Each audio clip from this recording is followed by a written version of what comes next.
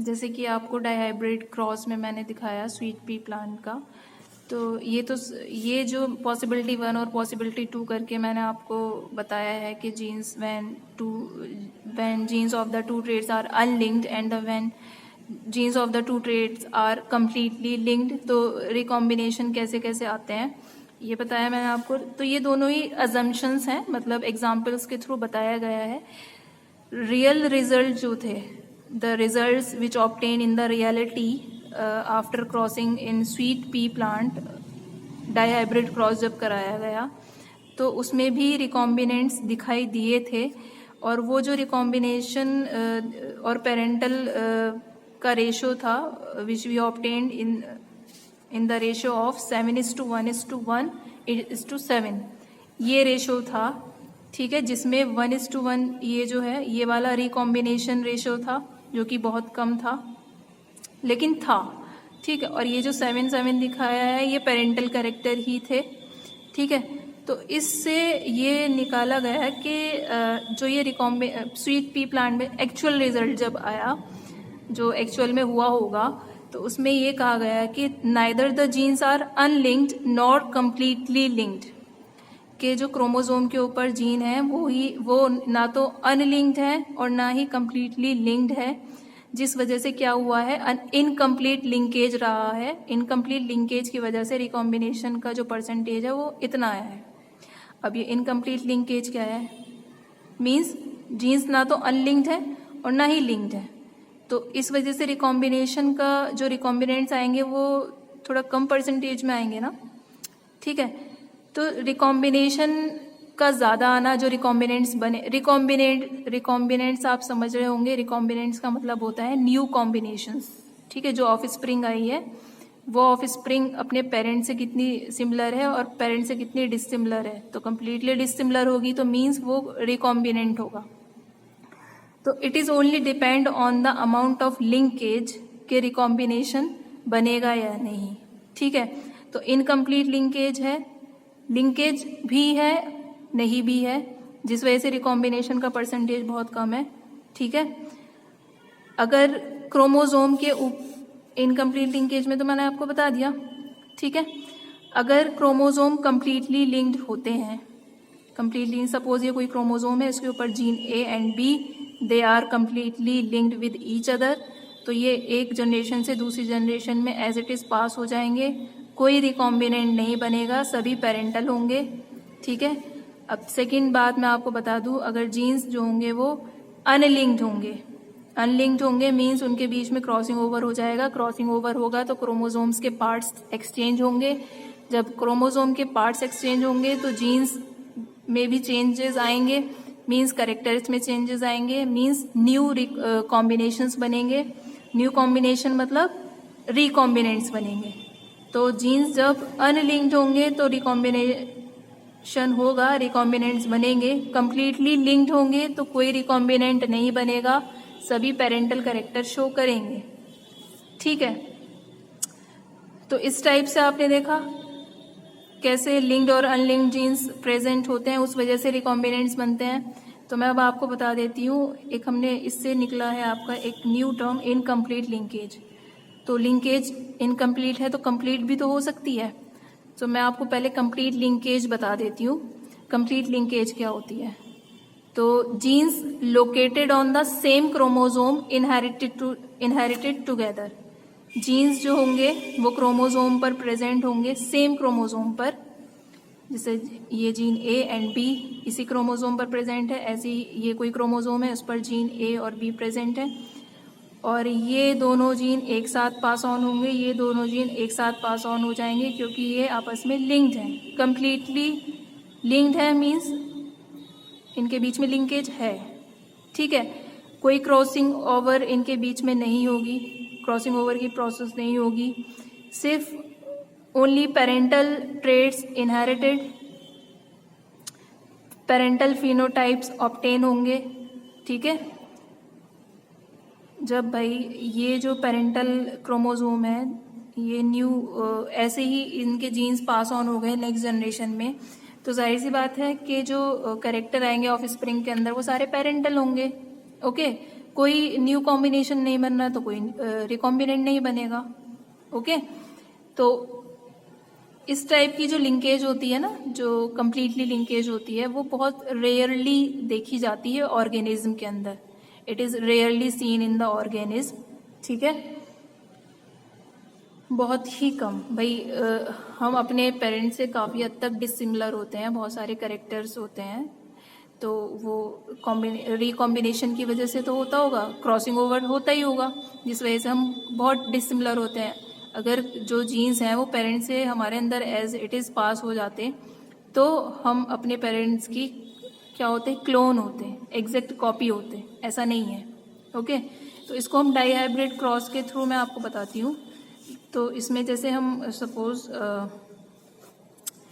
हम लेते हैं यहाँ पर एक ड्रोसोफिला जिसके विंग्स टाइप को हमने कंसिडर किया, it's a dihybrid cross. तो दो ट्रेट कंसिडर करनी पड़ेंगी, wings type and eye colour. ठीक है, तो विंग्स टाइप के लिए एक तो नॉर्मल होंगे विंग्स, नॉर्मल विंग के लिए हम VG से कैपिटल करेंगे, VG से डिनोट करेंगे।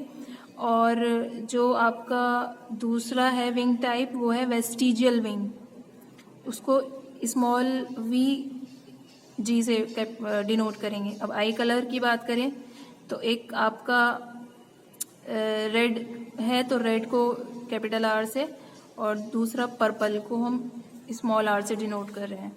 तो यहाँ पर हम जब क्रॉस कराएंगे, डाई हाइब्रिड क्रॉस है ये, ठीक है, इसके बीच में और इसके बीच में हमने क्रॉस कराया, it's a test cross. Means ये क्या है, रेड आइड नॉर्मल विंग्ड, और ये है पर्पल आइड वेस्टिजियल विंग्ड।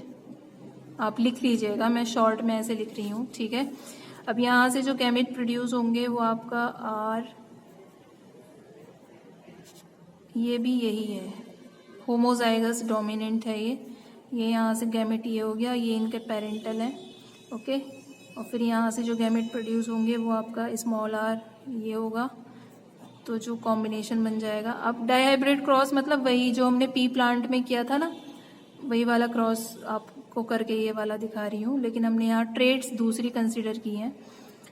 तो ये जो भी आया है ये आपका क्या है, red eyed normal winged heterozygous. Okay, red eyed normal winged मतलब यही है जो पेरेंटल था।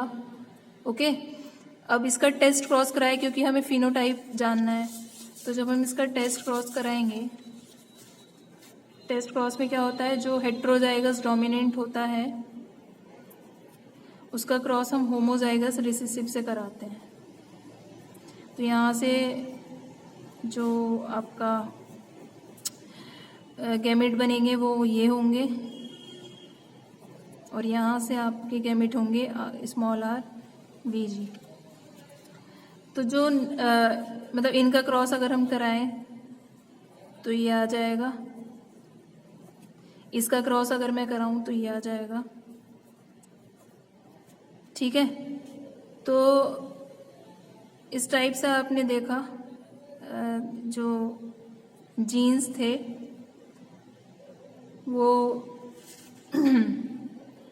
टेस्ट क्रॉस करने पर हमें पता चल गया। ठीक है, तो आप इसको इस क्रॉस के थ्रू शो कर सकते हैं। तो ये कैसा रहा, पेरेंटल ही कैरेक्टर शो हुए हैं इसमें। ठीक है, एक आपका ये पेरेंटल कैरेक्टर रहा और ये वाला जो है आपका रिकॉम्बिनेशन रहा। नो इट्स ये भी पेरेंटल है, सॉरी ये मैं कंफ्यूज हो रही हूँ। ठीक है, तो ये आपके पेरेंटल ही शो हुए। तो मीन्स जीन्स जो है वो लिंक्ड होंगे तो पेरेंटल ही शो होगा। कोई भी क्योंकि हम कंप्लीटली लिंकेज पढ़ रहे हैं ना, तो ये पेरेंटल ही आएंगे सारे, सॉरी। तो पेरेंटली आएंगे तो कम्प्लीटली लिंक्ड है, मतलब as it is pass on हो जाएंगे तो पेरेंटल कैरेक्टर ही शो करेंगे, कोई भी रिकॉम्बिनेंट नहीं बनेगा। लेकिन ये ऑर्गेनिज्म में बहुत रेयरली देखा जाता है कंप्लीट लिंकेज को। अब इनकम्प्लीट लिंकेज क्या होती है वो हमने अभी बताया ही आपको कि gene separate due to crossing over की वजह से जीन सेपरेट हो जाते हैं, और recombinants phenotype produce beside parental phenotype. Parental phenotype के पेरेंटल फिनोटाइप्स भी शो होते हैं और साथ में रिकॉम्बिनेंट्स भी बनते हैं।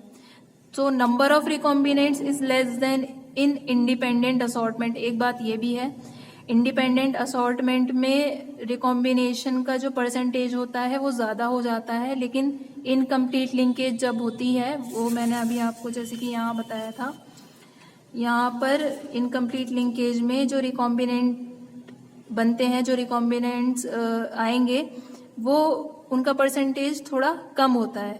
तो इंडिपेंडेंट असॉर्टमेंट में ऐसा होता है 50% पेरेंटल रहते हैं और 50% क्या रहते हैं, रिकॉम्बिनेंट्स रहते हैं इंडिपेंडेंट असॉर्टमेंट में जब आप करेंगे।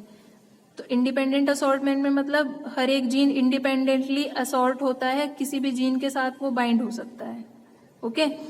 लेकिन जो इनकम्प्लीट लिंकेज होती है उसमें मैंने आपको बताया था 7:1:1:7 का रेशियो आता है इनकम्प्लीट लिंकेज में, ठीक है, जिसमें बहुत ही कम परसेंटेज रिकॉम्बिनेशन का रहता है और ये पेरेंटल ज़्यादा आते हैं इनकम्प्लीट लिंकेज में, क्योंकि ना ही जीन्स लिंक्ड होते हैं ना ही अनलिंक्ड होते हैं। तो there are 2 important conclusion after this discussion. वो कंक्लूजन क्या है कि tightly linked gene show less recombination. आप समझ रहे हैं, जब क्रोमोसोम के ऊपर जीन टाइटली लिंक्ड होंगे, सपोज ये 2 जीन है और ये आपस में टाइटली लिंक्ड हैं, सो दे शो लेस रिकॉम्बिनेशन, ठीक है। तो टाइटली लिंक्ड है मतलब कंप्लीट लिंकेज है इन दोनों के बीच में। कंप्लीट लिंकेज है तो मीन्स नो रिकॉम्बिनेशन, कोई रिकॉम्बिनेशन नहीं बनेगा, there is no recombinant. Second क्या है, loosely linked genes show more recombination. Loosely linked होंगे जीन्स क्या है क्रोमोसोम के ऊपर, एक सपोज यहाँ, एक तो दूसरा पता नहीं कहाँ पर है, क्रोमोसोम के ऊपर ही है लेकिन बहुत दूर है, तो ये लूजली लिंक्ड होंगे। तो लूजली लिंक्ड है तो भाई अब सपोज ये कोई और क्रोमोसोम है उस पर भी ये ऐसे क्रोमोसोम जीन्स प्रेजेंट है, तो ये इंडिपेंडेंटली असॉर्ट है, इनके बीच में क्रॉसिंग ओवर हो सकता है, तो ये एक दूसरे के साथ बाइंड हो सकते हैं। तो ये जब लूजली लिंक्ड होंगे मीन्स इंडिपेंडेंटली असॉर्ट हो जाएंगे, जिस वजह से 50% रिकॉम्बिनेशन बनने के चांसेस होते हैं। 50% रिकॉम्बिनेंट्स बनते ही हैं, ठीक है। तो इतना याद रखिएगा आप, जब टाइटली लिंक्ड होंगे मीन्स उनके बीच में कंप्लीट लिंकेज होगी तो कोई रिकॉम्बिनेशन नहीं बनेगा, सभी पेरेंटल कैरेक्टर शो करेंगे। अगर लूजली लिंक्ड हैं जीन्स तो रिकॉम्बिनेशन होने के चांसेस 50% के होते हैं। So this is all about the linkage and recombination, and ये आपका टॉपिक कंप्लीट हो चुका है लिंकेज और रिकॉम्बिनेशन का, ठीक है। वो मैंने आपको एग्जाम्पल्स के थ्रू, जो क्रॉस के थ्रू बताया था, वो सब आपको नोट करना है।